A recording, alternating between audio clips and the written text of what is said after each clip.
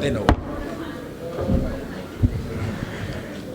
I'm Hollywood that time, Junkie. Fucking relax, man. Relax. Huh? That's all right. I like it here. Yeah. Cool. Carry on. So Israel, congratulations on the big win. Now that you've had a few moments to sort of let it all settle in, how does it feel to be the UFC middleweight champion, undisputed? I haven't had a shower yet.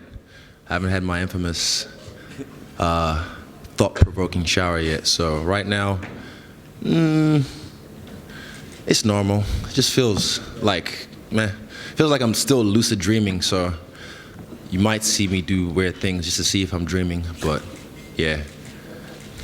Go ahead with the weird things. I was going to say with over that can before, so that was weird. Yeah, with the title, where you spoke about how the interim belt didn't really mean anything to you, and you kind of put it away in a box. This one you gave to your parents, Femi and Taiwo. Well, why did you decide to do that, and what was that moment like? I mean, in Atlanta, because Eugene is the guy that built me up in this game to be the killer that I am. So I presented that to him.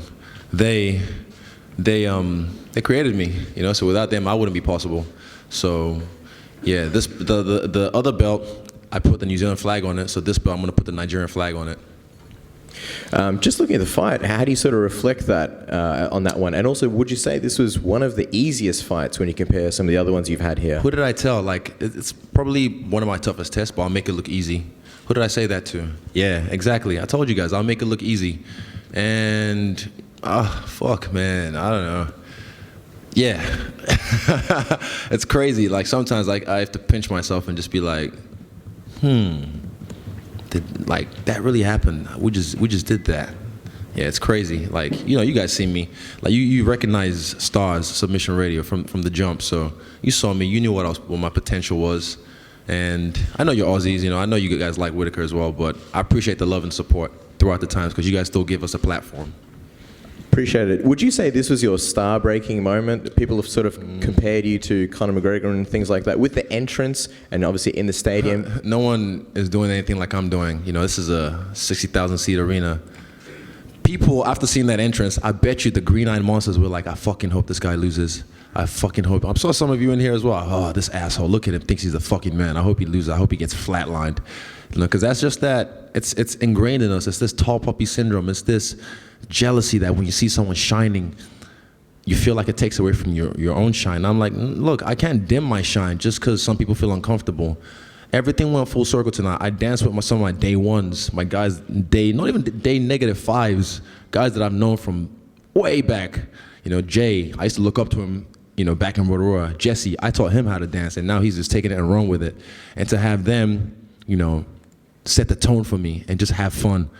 And like I said, when I'm having fun, I'm the best in the world. So I was having fun. And when I saw him walk out, it was too intense.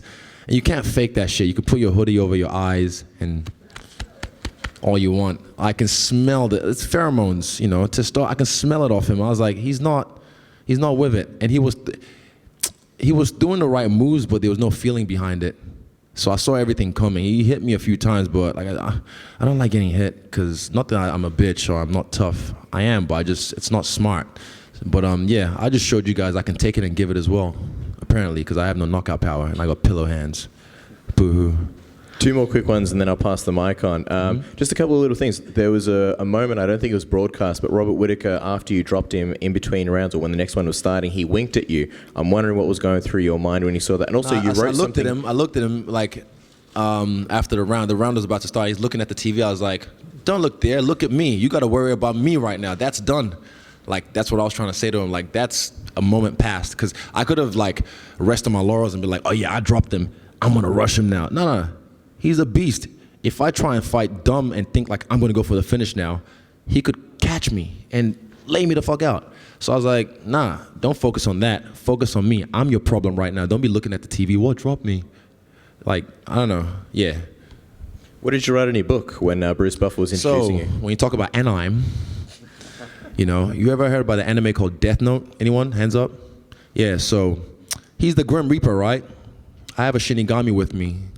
And I just had to write his name because I was like, he's not going to last. I just wrote his name in a Death Note. And those who knows the rules of the Death Note, they know there's a certain time frame that after your name's written in the Death Note, the Shinigami will get you. So, yeah, it is what it is. And it happened as it's supposed to be. Just last one. Obviously, you had that moment with Paulo Costa afterwards. Oh, my bitch. Yeah, is he definitely the next? Because you've talked about John Jones, We'll Mitch, see. and when could we see that fight potentially? I don't know. I have my people call their people. Right now, I'm Hollywood now, Esther. I'm Hollywood. Right now, I just nothing set in stone. I'm just feeling it. But I like that fight because the casuals, they're dumb. They see a beefed up beefcake like that and think, oh, that's the guy. I'm still all hype, by the way. I'm still all hype. Don't worry. I'm just the hype train. Yeah, so they'll see that and think that's the guy. That's the guy. They just want to see me lose, but they're going to be waiting for a long time. Israel, I want to ask you about the motivation for that entrance. I mean, as you said, you know, it's going to bring on haters. There's no question about it. It's also giving you something else to think about and worry about other than, you know, a championship fight. I told you, I'm a dancer. I'm an entertainer. Like, I don't have to worry about it. We came up with that on Wednesday. I tried to do it at the Silver fight in February, and the UFC were like, no, we can't have that. I was like, oh, fuck you then. And then this fight, this is my show. I'm headlining this bitch. So I was like, no, I'm going to do it my way or no way. Like, who else on this kind of stage is going to do that before they go and whoop some ass, you know? It's no one. I think James Tahuna is the only one that's ever done it from what I can remember with the Men in Black intro, and Anderson Silva did it in Pride with his Michael Jackson shit. But like, this is, I showed you guys, if I could sing, trust me, Justin Bieber wouldn't even have a job. But, you know, you don't want to hear me sing. But yeah, like, you got to realize this is the spectacle, man. This is a big stadium. I had to give them a show and set the tone. And there's no one like me, like no one. As the fight was unfolding, talk about, you know, what you were seeing and what you thought. I mean, he was very aggressive coming after you, but it seemed like you were evading him pretty well. I mean, how was the fight unfolding, and what were you thinking? I knew he was gonna start fast, and I knew he falls over himself a lot, you know. And what makes him great, like my coach said, what makes him great makes him really vulnerable and susceptible to a lot of things. And there was a few shots I almost caught him with. There was one time he threw the oblique kick for like maybe the third time, and I used my counter that me and Carl Van Roon drilled like multiple times. It didn't hurt me, by the way. It looked like he hit me, but what I was doing is just bending my knee, not triple C, just like bringing it in so I can, like, you know, when someone tries to attack you, you take it away. So yeah, it didn't hurt me. My knee's fine. But yeah, I knew he was gonna start fast, and I just had to take my time and slow cook him. The end of round one, I think it was a little bit confusing for some people because it was so loud we couldn't really hear a bell or a horn or anything. Did you know what was happening then in round one? Did you think the fight was over? I thought it was over for a split second, but then I kind of, I don't know if I heard. I think I heard the clapper, so I was like, okay, maybe it's ended the round. But because when the referee jumped in, I thought it was over because I saw his eyes slow, like I saw it happen, and I was like, oh shit. But next time I'm not gonna do that. I held my fist up, but that's stupid. I should have punched him till the referee actually jumped on him. But yeah, I guess the ref saved him in that one. But maybe it was the end of the round. I don't know. I have to watch the tape again and properly assess it. As for round two, yeah, like I said, he was looking at the screen, and I was like, no, you got to worry about me. And as you were celebrating, it looked like you scaled the fence. I know you said your options are open right now, but it looked like you had a message for Paulo Costa. What was said there, and why take that moment to address him? I mean, rather than just enjoy it yourself. And I enjoyed it myself. I definitely enjoyed it, but you know, it sells the next fight. It sells the next fight a little bit, but at the same time, he's a bitch, and he's my bitch, and I want to make him my bitch, so that's why I did what I did. You talked before this fight about envisioning it, seeing it before it happens, and then when it happens, it's like a memory. Is this what you saw? Deja vu. You can, those who were in here setting up last night or yesterday evening, I came here with my crew and we rehearsed the entrance, and I did it probably about 4 times or 5 times, and I did the whole walkout, and I visualized everything, and I did the whole prep point thing, and I stepped in the cage and I claimed the space, and I did that about 4 or 5 times, and I also did the win, the victory. Like just visualizing it, and I imagined the whole place lit up with people and loud cheerings and boos and people by the side, what they're saying to you, and just practicing it. And amazingly, when I got to the prep point again before the walkout, it just felt even more deja. There's levels to this shit, man. It just felt like, man, I just did this shit yesterday, which I did. So I was so relaxed. You saw me doing the Carlton when he was coming out. That was a nice song. I like that track. I was relaxed, and I could just see he was too tense. But some people like to be that way when they fight. That's cool. I just like to flow. I like to have fun with it. A lot of times when you're talking, you seem like you're talking the same language as the fight fans and the fight media, talking about the casuals and Triple C bending the knee and stuff like that. I'm just a fan at the end of the day. I'm just a fan. I've said this. I can rattle off some shit from back in the day, but I'm just a fan. I just don't I've never, ever since they fucked me up on EA Sports and made my body like Chad Mendes, I've never touched that game. I've never. You need to get me in the studio, do the proper scan, get my proper question mark kicks and everything. So I don't fuck with that game. All I do is play it in real life. Yeah, but I'm just a fan. I'm just a casual fanny troll. It seems like a lot of fighters, they seem to prefer to stay away. Like they don't want to be reading all the websites or looking at all the memes on Instagram. And you seem like the exact opposite. I mean, do you think that there's a reason for that? It's only because it's fight week. You got a lot of time on fight week, so I'm just. It's fun, and that's what makes my thing on Instagram. What do you call it? My engagement on Instagram. Like I think the average athlete is 2%. Mine's like 8 or 9%, and it's just fun. I gotta, excuse me. I gotta pass the time somehow, so I just go back, not back and forth in a bad way, but sometimes I just talk to people online and even just casually. I like memes, you know. Fuck, they're funny. Some of the meme pages are funny. Oh, it always happens. Yeah, I'm just a fan, man. Well, lastly for me, Rob was here earlier and he was saying, hey, I felt like I was doing well right up until I wasn't, and that we play a game of, like a tightrope walk here where it could happen to either guy. Did you feel like that? Like there were times where maybe he was close to catching you and you caught him instead? He grazed my lip once. He whizzed past a few times, but I always established my distance. So I never felt in danger.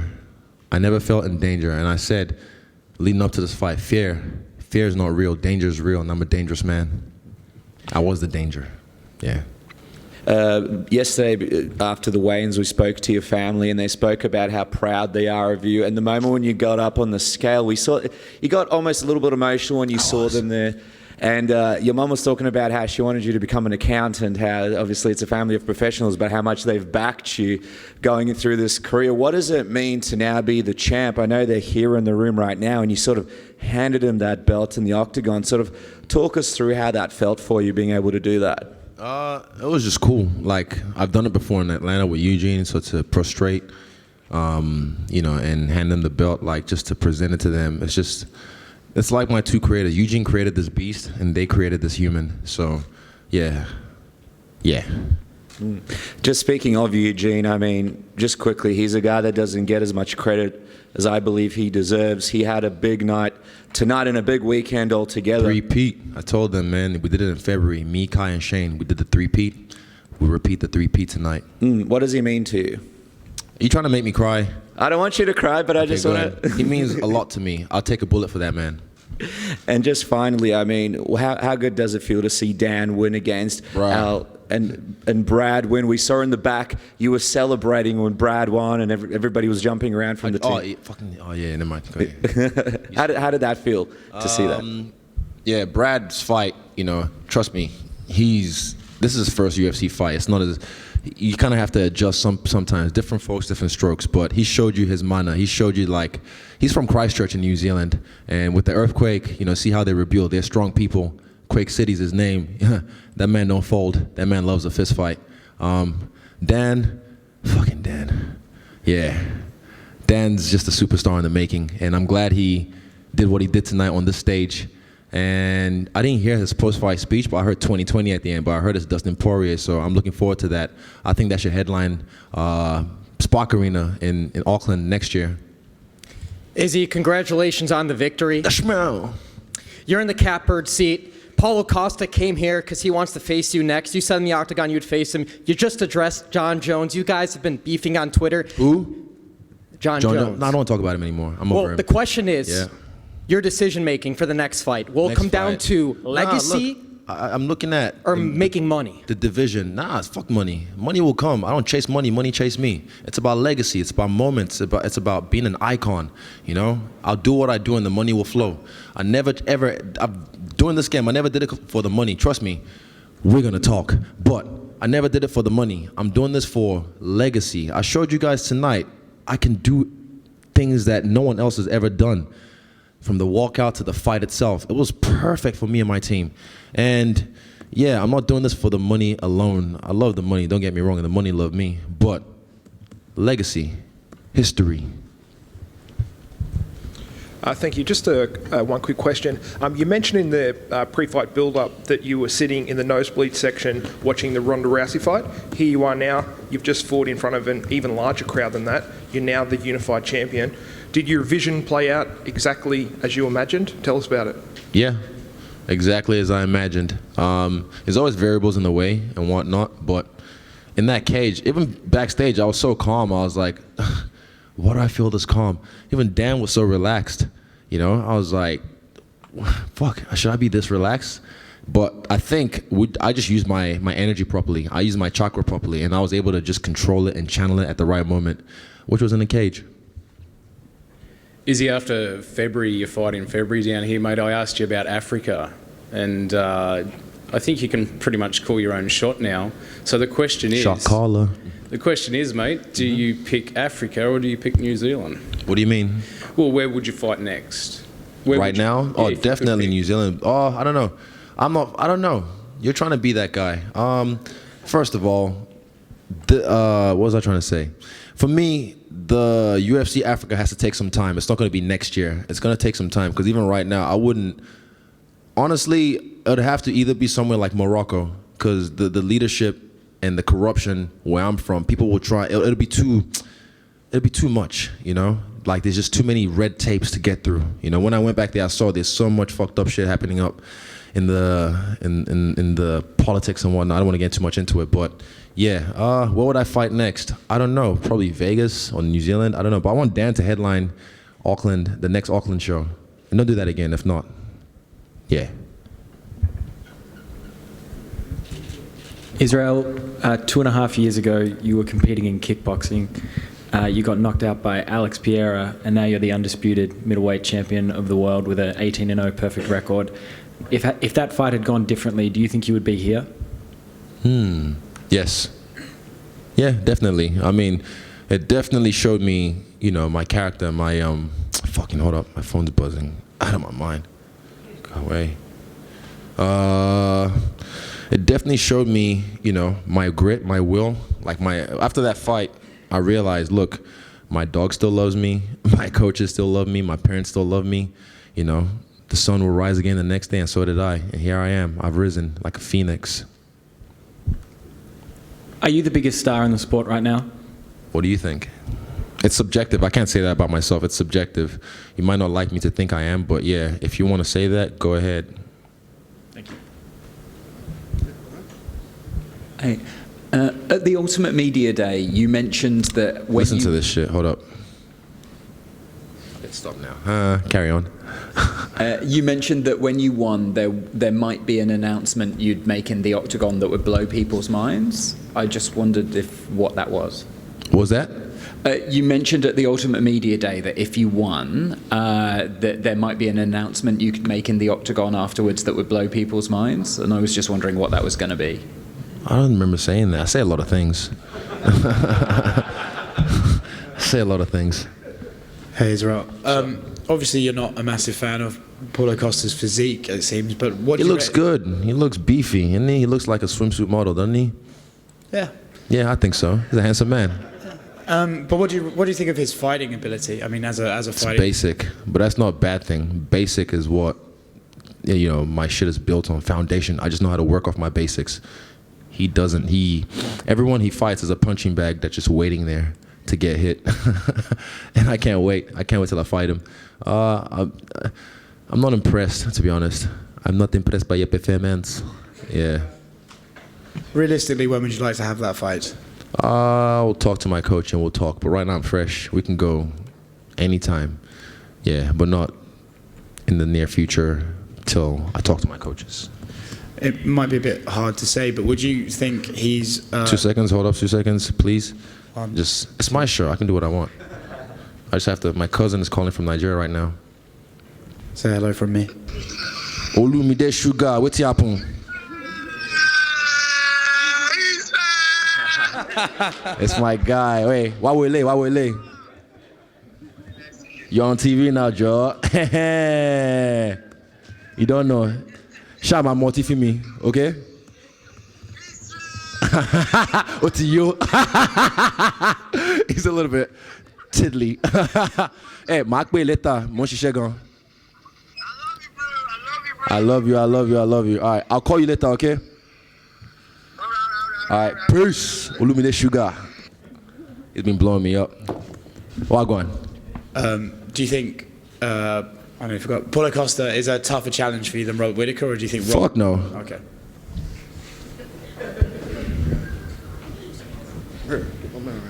I just honestly, like I say, like I came from when I was. That's why Anderson Silva really changed my mentality about martial arts. Jackie Chan first did, then Anderson Silva, because I had the idea of, I think it's just something that's been infused through Hollywood, that you got to be this jacked Rambo motherfucker to be a fighter and be a tough guy, because that's what you see in movies. That's what you grow up watching. So everyone still sees that, and it's just embedded in them that they think that's a bad motherfucker. Or that's the guy. It's like, nah. And look at me, oh, he's so skinny, bro. I'm gonna break his face, bro. I'm gonna break him. You got no power, bro. Well, I don't need power. Everyone has power. I have precision. Izzy, you know, when I was speaking, sorry, over here. Hi. When I was speaking to you in the lead up to this fight, you kind of referenced Demetrius Johnson and Anderson Silva as people that you wanted to be as great as, or even surpass. Is that your idea now with that title? You kind of are looking at their run of title defenses and you want to compete with that? Look, it's harder to stay champ than it is to be champ. This is most people's, like, they've clocked the game. And then you see a lot of people just fall off after this. Then they don't have that, because they've done it. They've done what they wanted to do, what they set out to do. I've done one thing that I set out to do, which is become the UFC champion. Now it's about defending that actively, not like fight twice a year. You know what I'm saying? Like a lot of people just expect, it's different. I'm gonna do what I'm gonna do. I'm gonna run my own legacy, not like anyone else or compared to anyone else. I'm gonna run my own legacy and what are you gonna carve my own way. Eugene kind of said to us that he wanted to see what would happen to you when you became champion. Would you stay as active? Is that what you're saying? You want to keep up this same activity? Yeah, I saw that snippet of the interview when he said that. He's like, it depends. There's a quote, it's harder to wake up in the morning when you silk silk sheets, sorry. Fuck, stay woke, stay broke. It's up here. Don't ask me for shit. I'm broke. I got no money. All my money's just tied up in investments, so I need to eat, I need to pay bills, so I gotta fight again.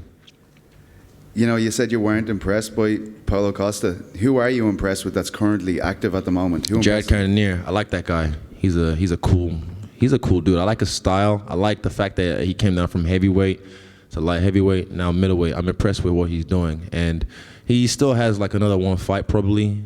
Well, it depends. Depends who he beats next. Depends who he fights next. 1 or 2 fights. Then I want to see him I like challenges like that. Like Robert. Robert's a beast. I've seen Robert on Tough Smashes. I didn't really watch the season, but yeah, was it Tough Smashes? I don't know. Which one did he come up on? Yeah. But it's about taking names, taking out the greats of this game. So when it's all said and done, it's not about like, oh, he won that belt or this. It's like, nah, he beat the fuck out of everyone that they put in front of him.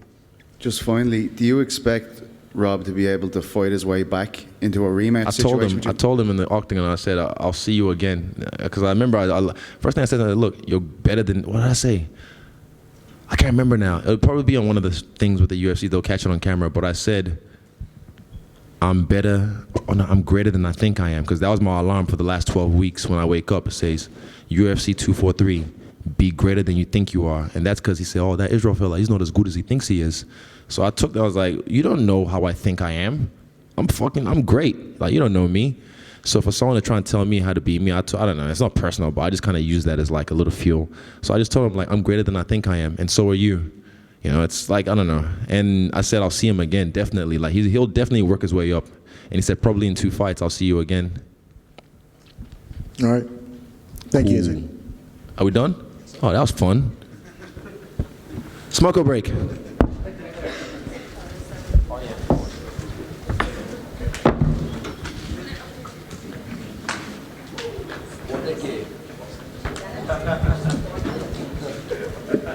Let's go.